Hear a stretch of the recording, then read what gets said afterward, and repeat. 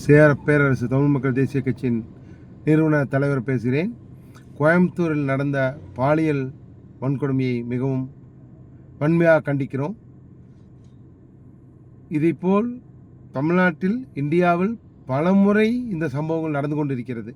இதற்கு காரணம் என்னவென்றால், எல்லா இடத்திலையும் போதைப் பொருட்கள் அதிகமானதே இதற்குண்டான காரணம்.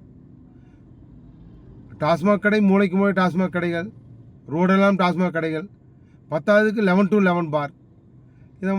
இதைப்போல் பல நிகழ்வுகள் நடந்து கொண்டே இருக்கிறது. அண்ணா யூனிவர்சிட்டி ப்ராப்ளம் கடந்த ஆண்டு, மற்ற இடங்கள், பல இடங்கள் இதே சேம் ப்ராப்ளம் நடந்து கொண்டே இருக்கிறது. இதுவுடன் காரணம் போதைப் பொருட்கள் தான் அதிகம். இதையும் நம்முடைய காவல்துறை தமிழ்நாடு முழுவதும், இந்தியா முழுவதும் இதை தடை செய்ய என்ன வழிவகைகள் செய்ய வேண்டுமோ அதை கண்டிப்பாக செய்ய வேண்டும்.